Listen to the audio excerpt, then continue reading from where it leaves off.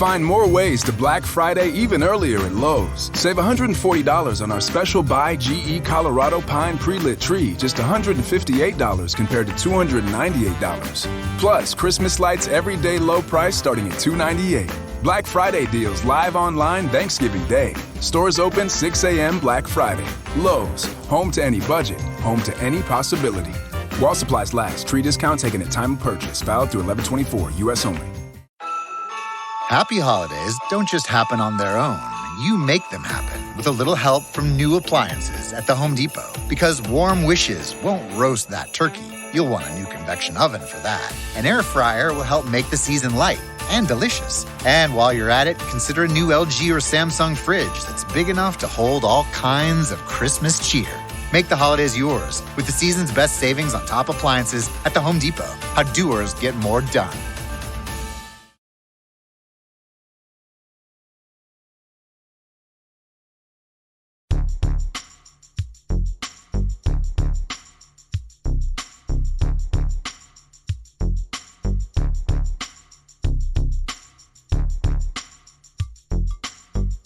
What up, what up, what up? And welcome to the first DFS Today edition of SportsEthos. Yes, we have a new name now. No longer the old name. We are the SportsEthers. So you guys are now our Ether listeners. Thank you again for joining. And this is your Saturday, November 20th edition of DFS Today. I am your host, Santino Cacone, and I'm going to run this one down for you. We have a nice showdown slate. I shouldn't say nice. We have a showdown slate, and then we have a nice 8-game slater later on in the day. Most of these teams are on back-to-backs. The Knicks in that showdown slate are the only team on the front end of a back-to-back, but we have, as you mentioned yesterday, if you were listening, we have 8 other teams on the back end of a back-to-back.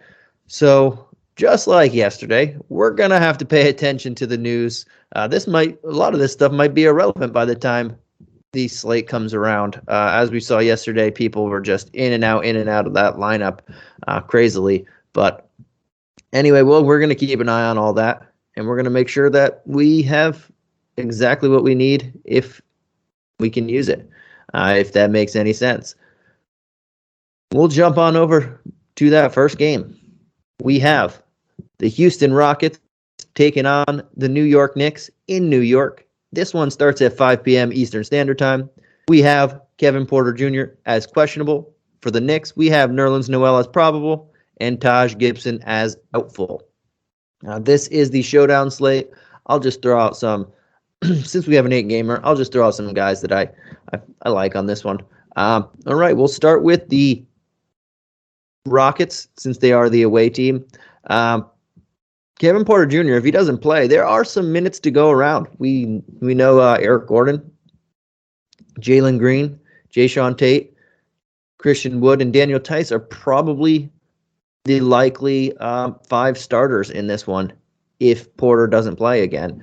We could see Sengun jump into the lineup. We could see Martin jump into the lineup. We'll see, but I think those 5 would be the likely starters. And that makes Jayshawn Tate, Jalen Green comfortable for me. Christian Wood is in a decent matchup. The Knicks have not been the defensive powerhouse that they were last year, though I don't really want to pay for Christian Wood right now. It doesn't seem like he's playing great, like he's trying, I should say. Maybe I won't say he's not trying, but it's not looking great for him at the moment. He's just going through the motions, it seems. But those 3, Tate, Green, those 2 would be my favorite if Porter Jr. doesn't play. Even if he does, I still like those 2 guys on this team. I think we can look at Sengun for a cheap option, Kenyon Martin for a cheap option, $2,600. David Nwaba would be back in the rotation for a good chunk if Porter doesn't play. DJ Augustine becomes more likable. Daniel House has been playing. He started a game the other day. Another guy to look at, even though he's barely playing minutes. But There's just not much to like on Houston, though I do like Tate and Green in probably reverse order there. You can throw some Eric Gordon in there too. He's never shy of shooting. Porter Jr. misses. Like I said, he might draw the start. That's an extra usage to go around. He'll get some playing, or he'll play some point guard there too, so he makes some sense. Mid-tier guys are nice, and then just take an option. I'll take a flyer on what else, but we'll see what happens if Kevin Porter Jr. plays. If Porter Jr. does play, then I can X off House. I can X off DJ Augustine. Oh, excuse me.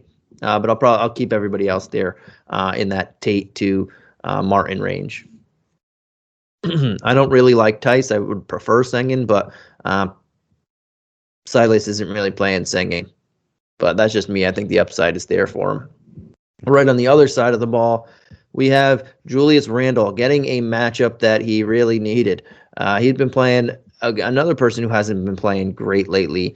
He hasn't topped 34 fantasy points in 4 straight games. He is 19 of 56 from the field in the last 4 games, so not great. And that was against 3 of these games against Charlotte, Indy, and Orlando, 3 teams that aren't the greatest at defense. And Houston is another one of them. So this is traditionally a smash spot for him. On a showdown like this, yeah, I guess I'll take it. There's not really many options for the high-priced guy, and I prefer him over Wood. So even if he's struggling right now, and I expect to bounce back here, I'll take him here. Not much in the way of defense on Houston or talent at that experienced talent, I should say, that's trying.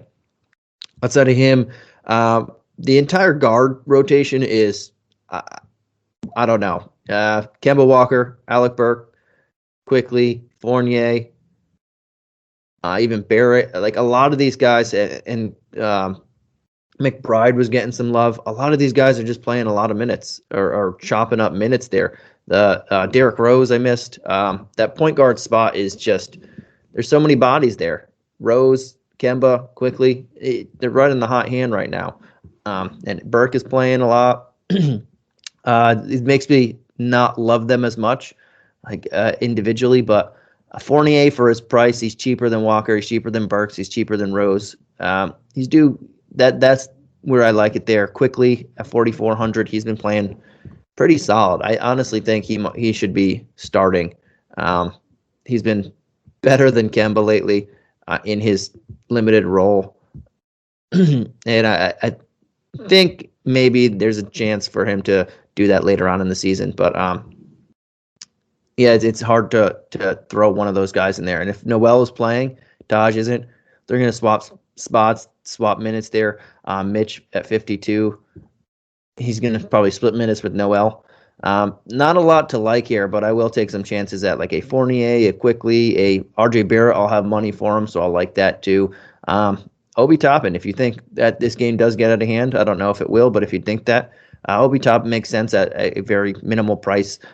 3 out of his last 4 games, he's topped 20 points. So even in a showdown slate where everybody's prices jump up, that he's going to hit value at his $3,400 price tag. So Obi Toppin's a guy that I like here too. All right, and that does it for the showdown slate. Let's get to what we want to do, and that's the main slate here. We'll jump on over to that main slate. And we got a first game tipping off at 7 p.m. Eastern Standard Time. We have the Miami Heat taking on the Washington Wizards in Washington. I forgot to say the spread of the first one. First game, the showdown slate spread was 213.5 over under, and the Knicks were 11.5 point home favorites. All right, this one is the Heat are 1.5 point road favorites, and we have a 210 game total, which is fairly low, but it's not even the lowest on the slate. We have the Miami Heat on the injury report. Bam Adebayo, Tyler Hero are questionable. Markieff Morris and Victor Oladipo are out. For the Wizards, we have Gafford questionable. Rui, Bryant, Bertans as out. Neither of these two teams are on the back end of a back-to-back or the front end of a back-to-back, so we don't have to fully worry about that injury report there. But we'll start with the Heat. Jimmy Butler, 9,700. He is The fifth highest guy that's playing on the slate, price-wise. Our sixth highest guy, I'm sorry. And honestly, he's worth every penny. As good as the Wizards have been playing defensively and overall with their record, Jimmy Butler has been fantastic when he plays. His last 3 games, I'm not going to count the game that he left and only played 12 minutes. Last 3 games, he has no less than 50 fantasy points in each game. He has been on fire. His field goal percentage, he's just shooting all 3 of those games over 55%. 10 of 18 was his worst shooting game in those 3 games. He's been awesome. And we might not have Tyler Hero. So Tyler Hero usually runs the second unit, and Tyler Hero usually plays alongside of them and takes some usage there as well. It's mainly just going to be out of Butler. Adebayo is questionable as well. So Jimmy. I love Jimmy in this matchup, as do most people are going to. Dwayne Dedmon, if Bam doesn't play, really solid matchup. Bam playing also makes it him in play here, but not 100% confident if he does. This is a rematch from their guys. Both of these teams last game, they played in Miami. Jimmy Butler had a 32-point game there and did awesome. Bam did really solid as well. He put up 33 points, fantasy points, 20 and 9. No blocks or steals, but we can hope for a little bit better there. I honestly would just prefer to pay for Jimmy, but we'll see. Again, Dwayne Dedmon at 3,800 might draw the start in this one. That would make it really easy. PJ Tucker has been playing really solid. A lot of good rebounds. He had a couple games 3 straight games were double-digit rebounds. The last 3 he hasn't, but he's been bringing back over 21 fantasy points in the last 4, and 5 of the last 6 games over 21 fantasy points, with a couple of those games over 30. So he's just bringing back value here. He's only 3,700. He brought 27 in. He scored 15 points, 5 boards in the last game against these guys a couple nights ago. So we know he can bring maybe double his value here, and that's fantastic. And at only 3,700, that's something to keep an eye on. Gabe Vincent had a big game against these guys the other night. 26 fantasy points, 18 actual points. Again, Tyler Herro's questionable for this one, so he might not play. Gabe Vincent can see another 20 minutes. He has seen 20 minutes in 4 of his last 5 games. So 23. So value could be had there, and he's at the bare minimum. If he gets mid-20s again with no Tyler Hero, the usage is there. He's going to be running the second team. And at 3K, there's a lot worse that we can do at 3K. So he's in my player pool right now, too. We'll see what happens with Bam and Hero there, though. Right on the other side of the ball, Beal had himself a good game, too. At 9,400, he dropped 45.5 fantasy points, 30 actual points. For that price, though, I'm just going to go right up a couple $100 to the guy that I just mentioned on the other side of the ball in Jimmy Butler. Much easier to go there. Dinwiddie didn't play in the last one, so that might change things too. Might make Beal less of the ball handler that he was in the previous game, so that will bring it down as well. Harrell at 6,500 makes a ton of sense. He only had 26 fantasy points in the last one without Gafford, but we might not have Gafford again. We might have a rematch. We might not have Bam. So a lot of things to consider here, but Hero makes a ton of sense if Gafford doesn't play. And even if Bam doesn't play, then boom, that makes him a money guy here. So we'll definitely keep an eye on him. Advia makes a lot of sense too. He's been playing pretty well. He didn't have a great game in the last one, only had 6 points, 1 rebound after 2 back-to-back games of double-digit rebounds. But at 4K, he can be an option for us if Gafford misses another game. He'll play a lot of minutes at the 4 as well, maybe some small ball 5, but we'll see on Gafford's availability. If Gafford does play, I'm not going to have much of him. That's pretty much it. I don't really want to attack the Heat. Their defense has been fantastic, as we know. Even with or without Bam, with or without Hero, their defense has been great. And I'll jump on over to the next game of the night. We have the New Orleans Pelicans traveling to Indiana to take on the Pacers. We have a 214 game total, and the Pacers are 7.5-point home favorites. On the injury report, we don't have either because, ding, ding, ding, you guessed it, both of these teams are on the back end of a back-to-back. So we currently don't have an injury report for either. But Devontae Graham missed Friday night for the Pelicans, and Zion, we know, is not playing. TJ Warren is out, and we don't know the rest of the injury report for the Pacers. So this is one of the first games already that we're going to need to know. And luckily it starts at 7 p.m. Eastern Standard Time, so we should have news before it starts, and we should have news in time to make adjustments. But we'll start with the Pelican side of the ball. Brandon Ingram coming off a kind of dookie game. He played 39 minutes, though, so his minutes are ramped back up. But he shot 6 of 17. Since he's come back, he has not shot the ball great at all.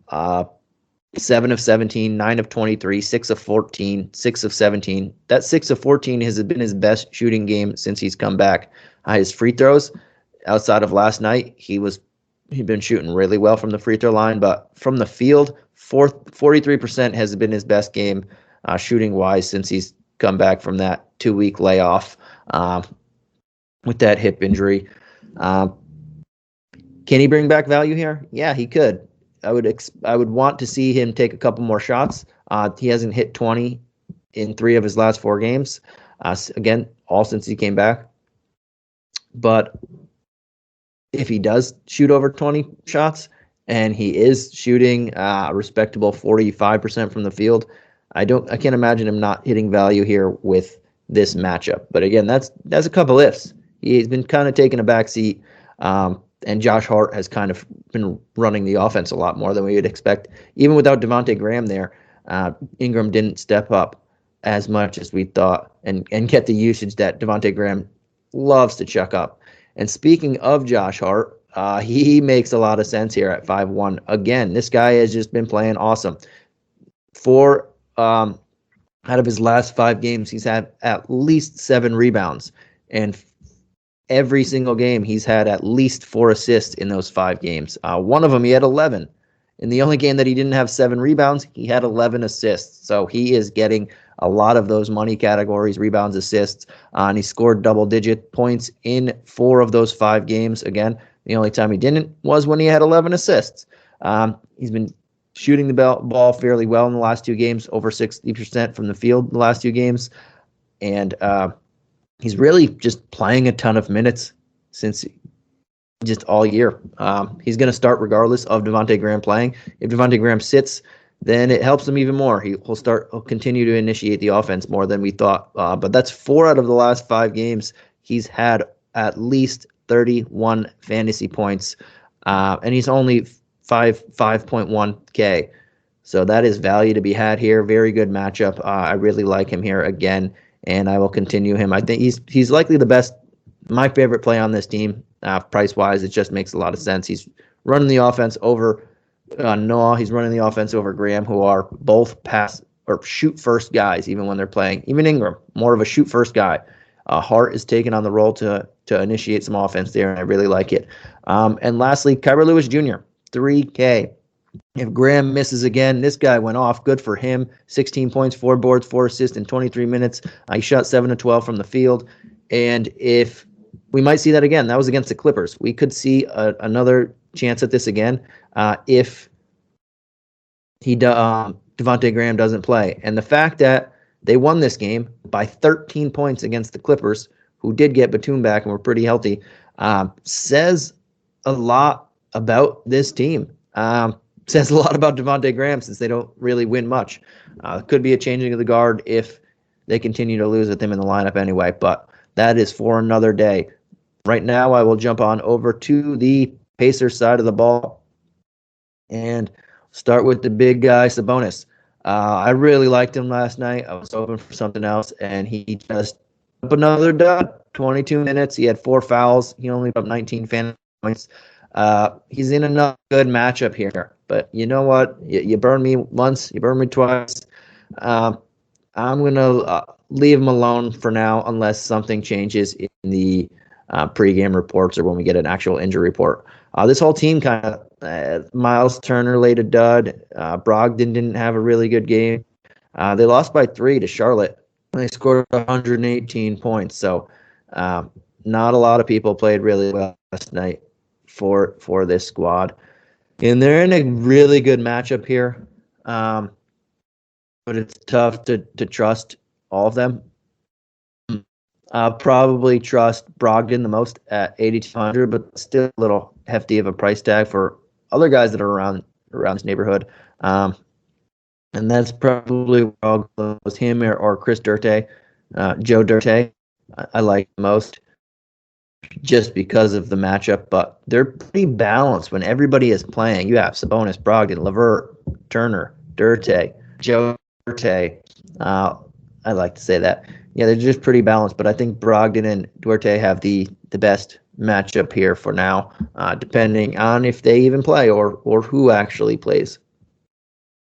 But I'm going to move on over to the next game of the night, and we have the Oklahoma City Thunder taking on the Boston Celtics at 7:30 p.m. Eastern Standard Time. And again, both of these teams are on the back ends of back-to-back, so we do not have an injury report for them. I can confirm that Robert Williams and Jaylen Brown did miss previous game, so we're not sure if they'll play in this one.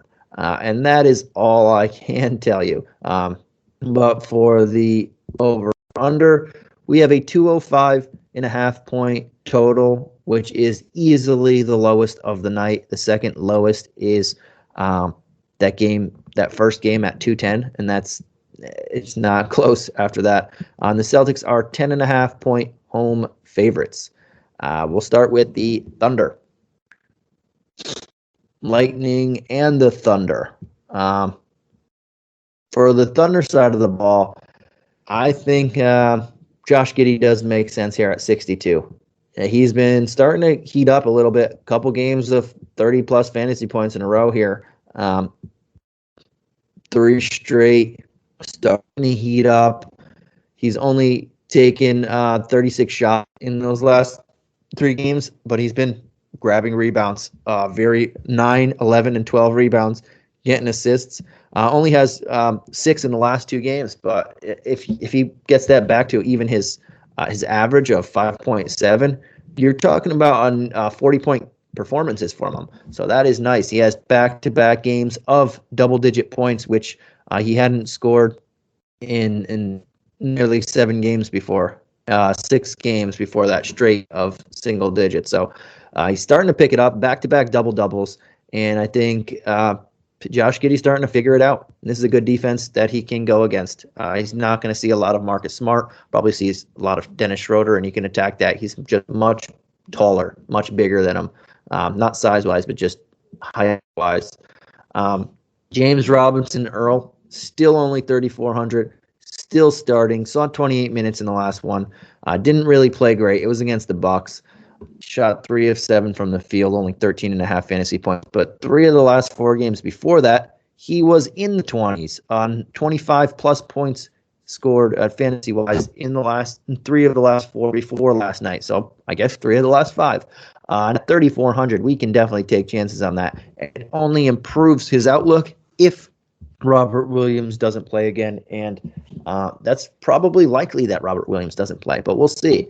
James Robinson Earl kind of staked his claim to the starting role here, and he's playing a chunk of minutes. I really like this kid at 3,400 again. That is just super cheap, and we can take another look at that. And I'll like it a lot more again if Robert Williams doesn't play. If he does play, puts a little bit of damper on him, but he's still so cheap that he'll be in the player pool if you're digging for value down there in the trenches. All right, we have on the Boston side of the ball. We're not sure about Robert Williams. Again, I mentioned him a couple times already. We're not sure about Jaylen Brown. We know that he is close, but he didn't play in the first game of the back-to-back. I'm not sure if he'll play in this one, but we will see. If he does, I don't really want much to do with most of this team. Jason Tatum's finally had those 2 big games back-to-back, over 30 fantasy points, or 30 actual points, in the back-to-back after a couple of down games. He has 20 rebounds in those last 2 games as well. So shooting over 50% from the field in the last 2 games as well. So he's been fire. And that was against Atlanta and the Lakers. This OKC team is also really bad. This is the back end of a back-to-back, though, so especially if Jaylen Brown plays, they could ease him in there, not have to rush him, and it is a 10.5-point spread at home. So won't have as much exposure to Tatum. I do like Jimmy Butler, $200 cheaper. If Brown plays, still like Jimmy Butler, $200 or $100 more expensive and $200 cheaper. Horford, though, at 7.6, if there's no Rob Will, that's a good price tag for me. He has 3 straight games of 30-plus fantasy points, not grabbing a ton of rebounds. This is a back-to-back, but this is against the team that he played against last year. I don't think it's a quote-unquote revenge game, but he did sit out the entire back half of the season because they didn't want to get him hurt, and they didn't find a trade partner for him at the time. So maybe he has a little extra motivation to show. I'm kind of pissed. I was having a really good year, and you guys just took a half a year of my career out. So we'll see about that.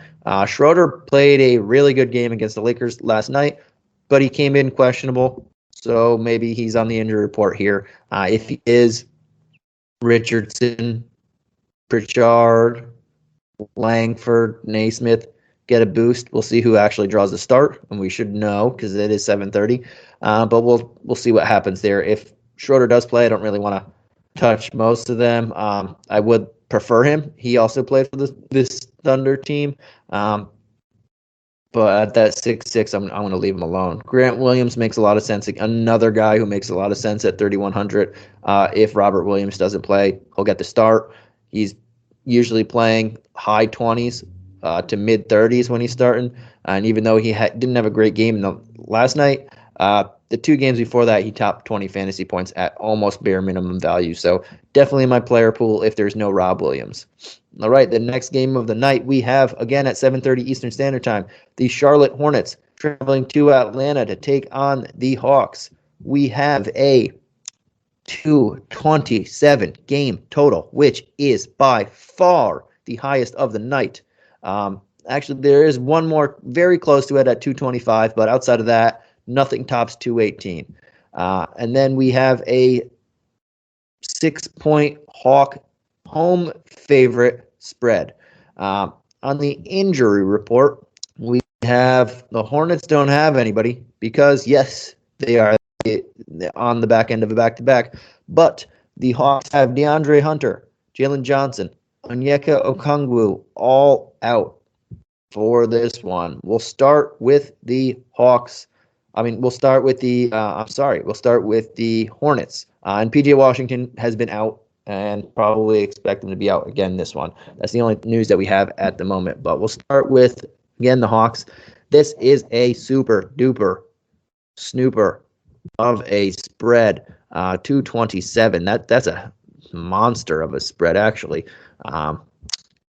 Yeah, we can take a look at a lot of these guys for a spread like this. This is a game that a lot of people are going to target, and for good reason. Both these teams play fast. Both these teams like to shoot and can score. Very fast-paced. The defenses have been off, especially for the Hornets. Yeah, LaMelo Ball at 10-4 against Trey Young's defense does make a lot of sense. His size is just much bigger than Trey. But I don't know how much I want of him.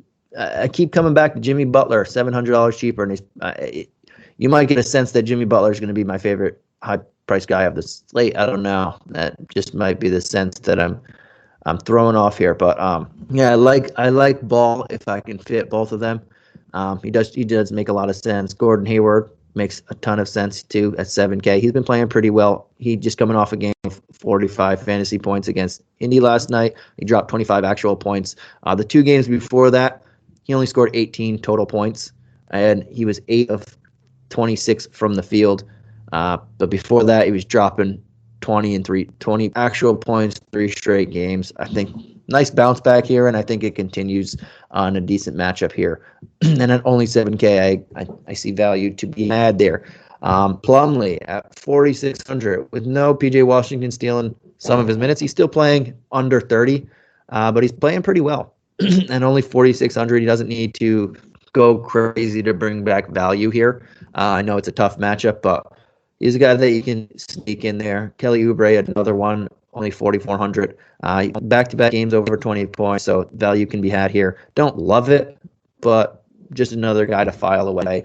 I would normally recommend Jalen McDaniels. Even in limited minutes, he's been playing pretty well. 4 of the last 5 games, over 15 fantasy points, so he's bringing back value there, and 15 was his least. If he can see a couple extra minutes here, which I don't think he would, that would make it nice there. But Plumlee, Hayward, Oubre, I really like. Ball, if you can fit him, he's definitely in play here. Well, on the other side of the ball, Trey Young, a lot of these guys are in play. The Hornets, we know, they just give up points in bunches. Even when they win, it's last night, 121 to 118. It's a lot of points score here. So Trey Young, I do again per Jimmy Butler, 200, same position. Or well, not the same position anymore. But Trey Young's another guy in play. He is $900 cheaper than Ball, so I do like to go there in this one. You save some money, you can add some other people. Capella, this is a good matchup for him. I just mentioned Plumlee on the other side. Outside of Plumlee, they don't have much size there, so Capella can do some damage here. John, this is another guy, but I prefer Capella over him. Bogdanovic, he's been playing pretty banged up a lot lately, but back-to-back games, he has 24 and 30 fantasy points in the last 2 games. Pretty solid there. He getting the minutes, and the matchup suit him super well at 4,600. We know the guy's upside. I'll take some shots at him here. And I don't mind taking a shot at like a Gallinari or a Herder, even a Cam Reddish who's been dookie lately. Don't mind taking shots at them, but just because of the matchup, they're the safest. Though Cam at 3,200, it's just not hard to fall into value for these guys since they're so cheap. 16, 17 points hits value. Anything more is a nice bonus in what we're looking for. And I think each of those 3 guards, especially without Hunter, I shouldn't say guards, forwards, especially without Hunter, are very capable of doing that. So it's just pick your poison with them. But I think Capella, Trey Young make a ton of sense. Bogdanovic, super cheap. Those other 3 guys, take your chance on. But in the order of how I would take a chance on it, probably Herder, Reddish, Gallo, or Reddish, Herder, Gallo. All right. The next game of the night, we have the Orlando Magic traveling to Milwaukee to take on the defending champion Bucks. We have a 214 game total and a 14.5 point Milwaukee Buck home favorite spread. No injury report for you. And I wonder why. Oh, yep. No, I'm just kidding. Yes, there are another 2 teams that are on the back end of a back-to-back. So no injury report, but we know Markelle Fultz, Michael Carter-Williams, Jonathan Isaac, Etwan Moore, the usuals for Orlando are out. We'll see. And Milwaukee has DiVincenzo, Brook Lopez out, Rodney Hood probably questionable for this one. And then maybe someone else missing. Hopefully we get the news early enough. But Orlando side of the ball, depending on who's in and who's out, don't really want a ton to do with this. Anthony's a reasonable price tag right now. He's very good, and this is a matchup he can take advantage of, especially with some people out, but don't really love it here. Jaylen Suggs is another guy. I mentioned him last night that I would go to him. I'd go to him again. He had a big game too in the last one. Last 2, he has 34 total points scored in the last 2 games. So he's been playing pretty well. 8 of 18 shooting in the last one, 37 fantasy points against Brooklyn. Not the same match, but I'll take another shot at him. He's only 3,800. I like taking shots at these young guys when they're super cheap price tag still. So that's a guy I wouldn't mind looking at. Terrence Ross, another one. 4 of the last 5 games, over 22.5 fantasy points. He's only 3,400. So that is some nice value here. And we know he's shooting well. In 4 of those last 5 games that he has over 20 fantasy points, he has double-digit actual points. He's been shooting the ball really well. Shots starting to come around. We know Terrence Ross is one of those streaky players. Emphasize again on the word streaky. When he's hot, he's hot. When he's not, he's not. As simple as it is for him. And right now he's been hot. So 3,400, you can definitely take a chance on him. That's pretty much it. I like Suggs, Ross, and Wagner. I forgot about Wagner. He twisted his ankle last night. But he came back and finished and was pretty strong. 3 straight games, or four of the last 5 games, at least 28 fantasy points. So, again, value is had there. And those were against Brooklyn twice, the Knicks, and Atlanta. Value is had here as well. So I like taking shots at these fairly cheap guys, Wagner, Suggs, Ross, as they continue to grow, especially those 2 rookies. On the other side of the ball, we have the Milwaukee Bucks, and I don't know how to gauge this one yet. This is the back end of a back-to-back. This is Orlando. Giannis has been playing banged up all year. He might not play in this one. Let's be honest. He might sit this one out. Middleton just came back, missed a couple weeks with COVID. Let's be honest. He might not play this one. I don't fully know. They could just say, they don't want to let him get his win back, have him miss a game. Again, back end of a back-to-back for this team. And 2 people, one playing injured, one just coming back from COVID. And we know there's a lot of complications on people's breathings and catching their wind. So that's very realistic. Drew Holiday missed a bit of time earlier in the year. He could miss this one as well. Same with Bobby Portis. So if this, I need to know exactly the news on this. This is Orlando. This is not like a big game where, they're gonna. This is not Brooklyn where they're gonna want to play against them or a team like that. So all of these guys are questionable for me. I don't know if they're gonna fully play. I need confirmation on that, and I need confirmation that they're not going to be in-game rested as well. Grayson Allen, I don't think has to worry about that, and neither does Connaughton. And those 2 make some sense for me, assuming that someone misses a game. If not, everybody is healthy and ready to play. Bobby Portis at 6'7" is probably going to be the guy that I take the most chances on. I would take a chance on Giannis, but this game could be an easy blowout. And at 12K, I need him to play. I need a guaranteed 35 minutes from him. Even though he could put up 60 points in 25 minutes against this team, I need more. I'm not going to go to Middleton. He's still working his way back. I don't think we need to go to. I think Bobby Portis makes the most sense. But again, this is just a wild card of a game because back end of a back-to-back against a team that you're favored over 10 points for 14.5 points, actually, you're favored. So, yeah, we need some confirmation on what's going to happen there before we can get in there. All right, the next game of the night, we have the Memphis Grizzlies traveling to Minnesota to take on the Wolves. We have a 218.5 game total, and the Wolves are 1-point home underdogs. They're getting 1 point here at home. On the injury report, we have for the Grizzlies, Dillon Brooks is doubtful. Anthony Melton is out. Sam Merrill is also out. For the Wolves, we have Nasrid and Okogie, questionable.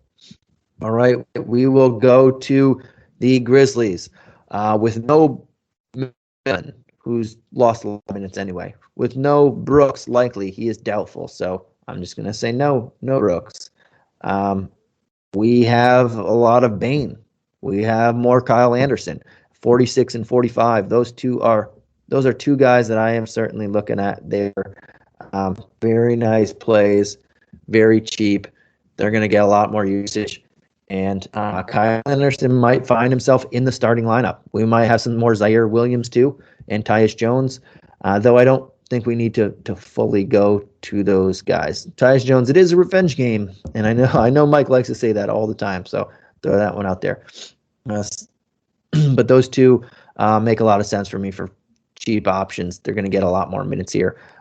And that opens up minutes for Brandon Clark as well. If Kyle Anderson does find himself in the starting lineup at the small forward position, then Clark plays more power forward minutes. and he gets sent backup center minutes as well. So makes sense there. I think Ja at 10-2 does make sense. He's good, but I'm not going there. This is a good matchup for him, but I can't go there. I think we have other options that are better in that Charlotte Atlanta game. I keep going back to Jimmy Butler as well. There are other options there that I don't think I need to go to Ja here. But Jaren Jackson Jr. at 6'4", he hasn't been playing great lately. Dylan Brooks is doubtful for this one, so there are a lot of shots to go around for him as well. And this is an environment in a game that he can take advantage of against a so-so Minnesota defense. And it's only 6'4". He just needs to start hitting some shots to break through that value there in there. So I like him added with Bane and Anderson, but I really like Bane and Anderson a lot at their price tags a little bit more, and Brandon Clark at 3,300, knowing that if Brooks doesn't play without Melton, everybody could slide up slightly in the rotation, and there's more minutes available for him off the bench as well. On the other side of the ball, Karl Anthony Towns. I prefer him over Ja on the other side of the ball. This is going to be a solid matchup for him. Steven Adams, as tough as he is, he can't guard him around the perimeter up there. So Town, we might see a lot of Jaren Jackson at the 5 and changing things up. We might see Brandon Clark again. I'll mention him playing alongside Jackson in this one. But Towns, 10-1, definitely in my player pool. Mentioned a lot of people in this range, and he is ahead of a lot of them. He had 51 fantasy points the first time these two teams played. So we know he's capable of bringing a 50-point game here. Anthony Edwards dropped 44 fantasy points in that first meeting against these guys, 27 actual points. He's in play. He's only a couple hundred more than D'Angelo Russell, who I do prefer him over, even though Russell did have himself a monster game in the first one here. He had over 53 fantasy points, but I do prefer Edwards this time around, only $400 more. But Russell is not a bad secondary play if you can play him. That's still a good value here. If you don't have that 400 or something with the position-wise, then yes, Russell for 7-6 is a solid play for me here. And without Naz Reid, that means more time for McDaniels, more time for Vanderbilt to play.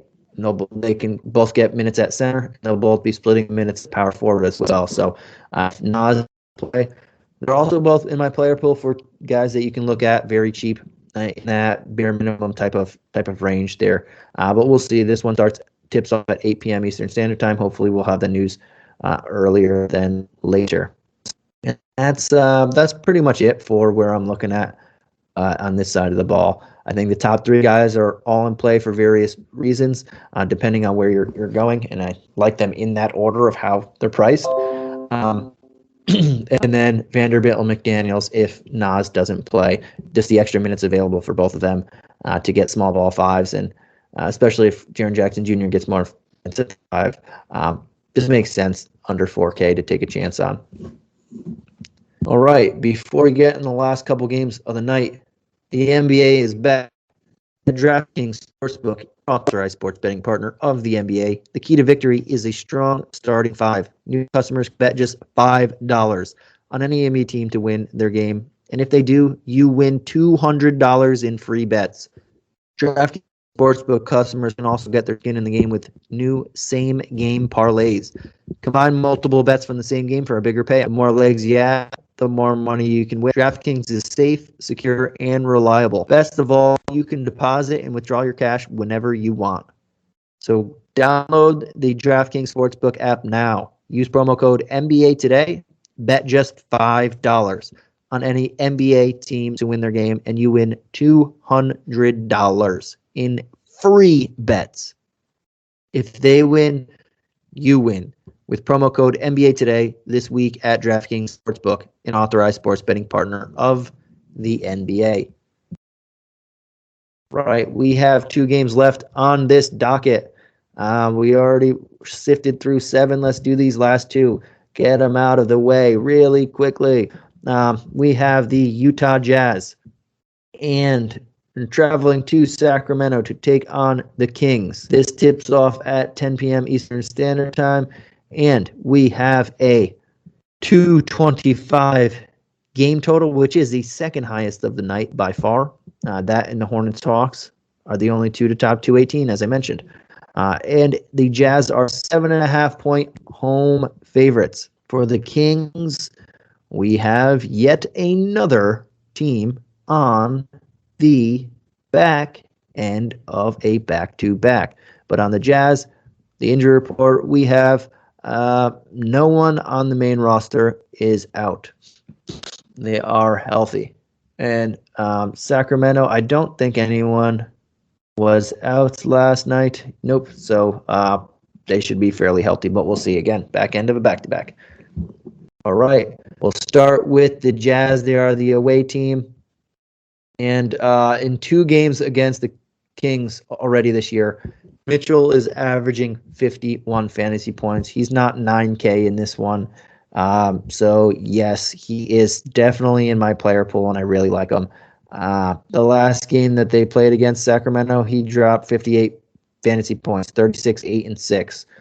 Again, he is squarely in my player pool for this one. That's just a fantastic value. And Rudy Gobert, he's averaging 48.5 fantasy points against this Kings team in 2 games. So he is also squarely in my player pool. He's averaging 14.5 points and 20 rebounds in 2 games against this Kings team. So those 2 guys, they are priced up a little bit for a reason, but Mitchell I think they're both discounted. Mitchell could easily be in the mid-9s here, and Rudy could easily be in the mid-8s here. But they're both under 9, or one is under 9, one is under 8 here, just under 8. Definitely in my player pool, very, very good values here to be found. And those are, I don't think you have to dig too deep to find out who you like here. Those 2 are definitely in play. I know they're the highest priced guys on the team, but for good reason. Mike Conley would be another guy I'm looking at. He's averaging 35 fantasy points. He's the 3rd highest priced guy on the slate, but 35 fantasy points at 5'8". Another guy who's just very solid value here. This is a very good matchup for offensive players and for opponents, especially as we know for recent history, shooting guards and guards in general. And that's why Conley, Mitchell make that list. But those 3 are the 3 that I'm pretty much sticking to. If you wanted to go Hassan Whiteside as well, if you think this is going to be a blowout, he makes sense. This is a team that he played for previously, a revenge game. He's also averaging 25 fantasy points against these guys, and he's under 4K, so he's averaging 8 and 10 in 15 minutes. It's hard to trust that type of production in limited minutes, but we know this guy gobbles up rebounds and putbacks on limited time. Rudy Gay just came back, played 18 minutes. I can't expect him to hit 7 of 8 shots from the field again. But another guy under 4K. I think we have enough value here that we don't have to do that. I just wanted to shout him out. Came back from that Achilles soreness and had himself a game. Good for him. He's just what this team needs off the bench. All right, we're going to jump on over to the other side of the ball. De'Aaron Fox. So he's not too much more than Spider. And for $600 more, I don't think it's a fair contest here. I'll go Mitchell all the time. Mitchell's one of my favorite plays of the night. Harrison Barnes had 2 very good games. Is averaging good games against this Utah team. 41 fantasy points. I don't really want to attack Utah. I don't think that trend's going to continue. He started off the season hot. Kind of has been dwindling down since. 5 straight games. He hasn't even had 30 fantasy points. Hasn't had 40 fantasy points in 9 straight games, or 10 of 11 straight games. I can't say straight 10 of 11 straight, but 10 of 11 games. So I'm really not into Harrison Barnes in this one. I think that hot start has fizzled. And that, honestly, I don't really want to attack too many guys on this side of the ball. Buddy Hield would be the one guy I would attack.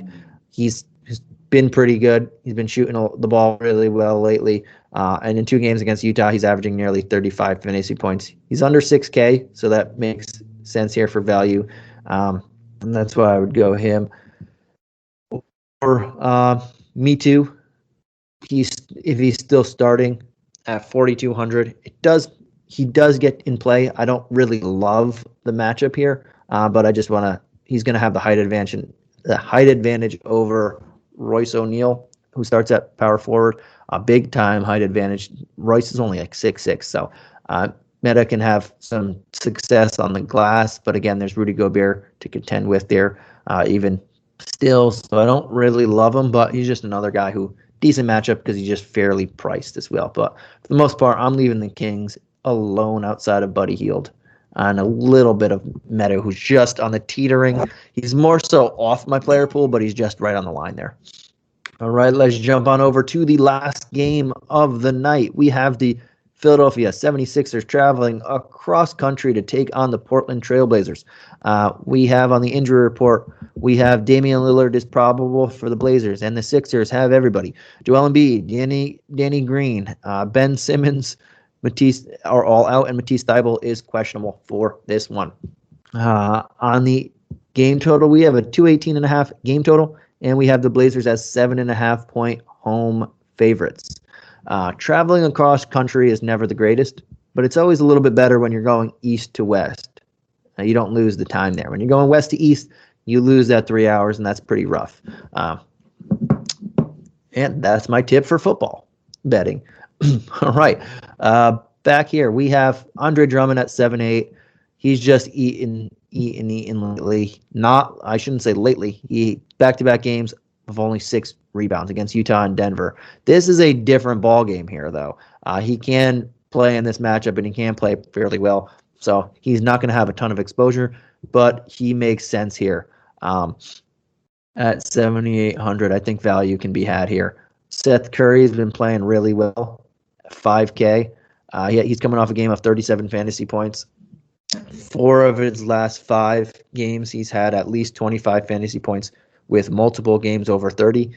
So he makes a lot of sense here, too. And at 5K, it's just not a bad price tag. He's going to be seeing a lot of Lillard or McCollum where he can have success here. Same with Maxey, but Maxey's just a bigger price tag here. And he didn't have a great game against these guys in the first meeting. So I'm not going to fully go on Maxey.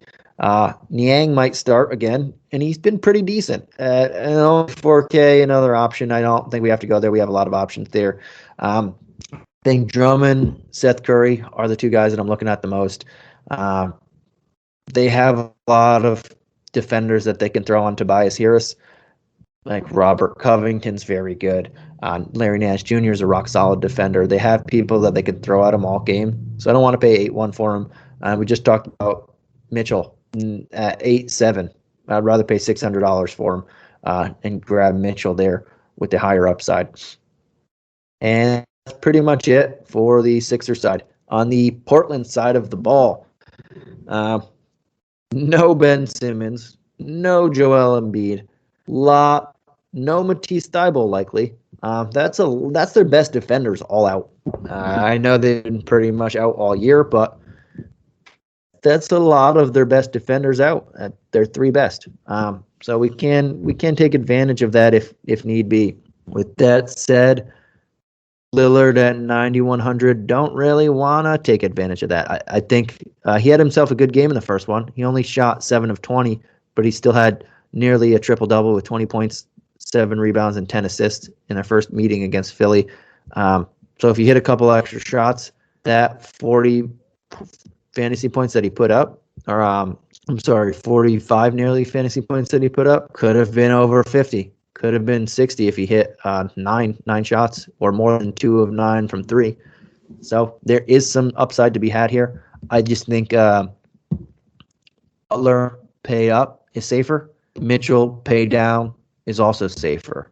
But Lillard for tournaments does make sense to separate yourself from the pack there. Again, if he hit a couple one more three and one more shot. Like he could have been over 50 there. And so he does make sense as a pivot. I just think the other two are a lot safer. And you have an option to pay up or pay down.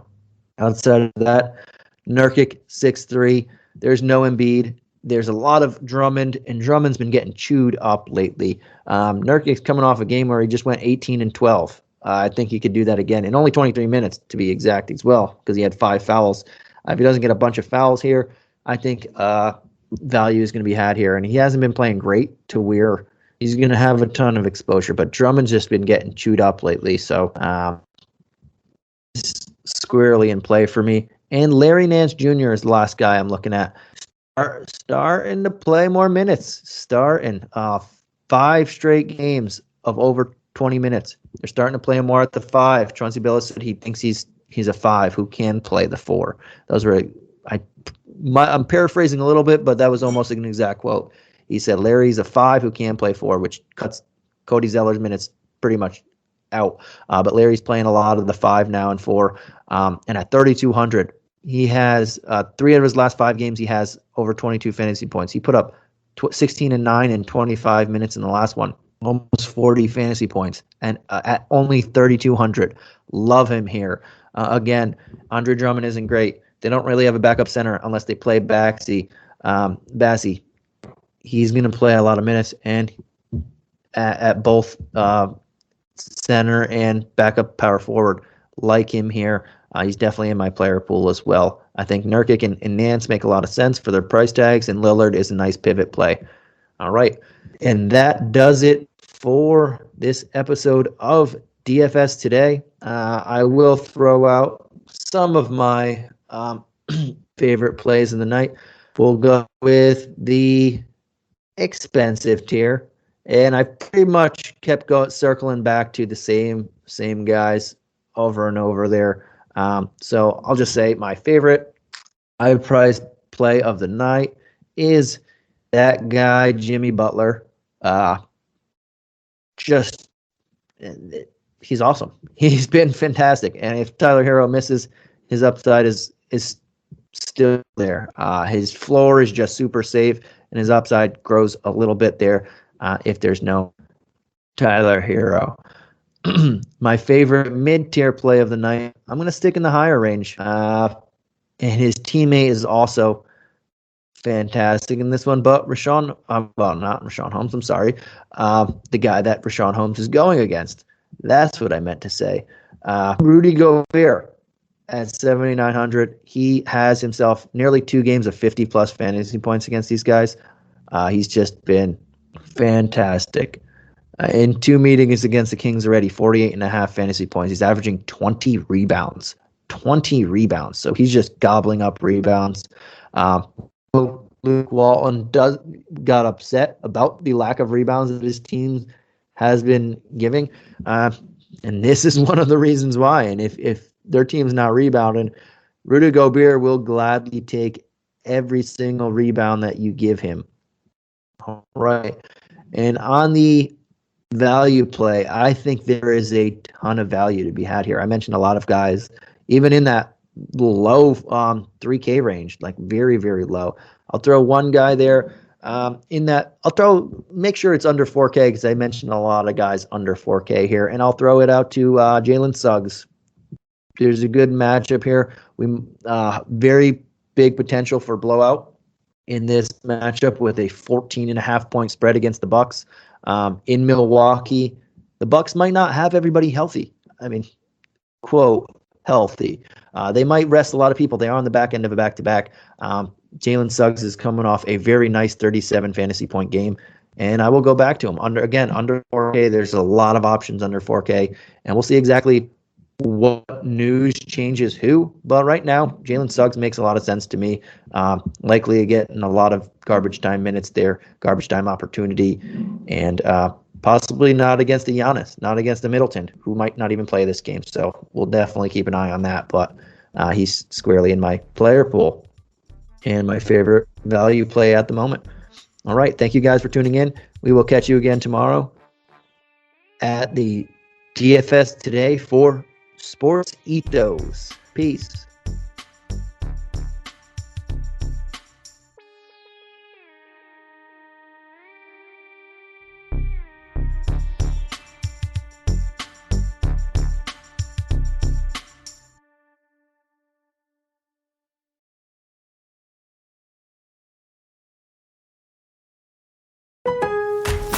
Find more ways to Black Friday even earlier at Lowe's. Save $140 on our special Buy GE Colorado Pine Pre-Lit Tree, just $158 compared to $298. Plus, Christmas lights everyday low price starting at $298. Black Friday deals live online Thanksgiving Day. Stores open 6 a.m. Black Friday. Lowe's, home to any budget, home to any possibility. While supplies last, tree discount taken at time of purchase, valid through 11/24, U.S. only.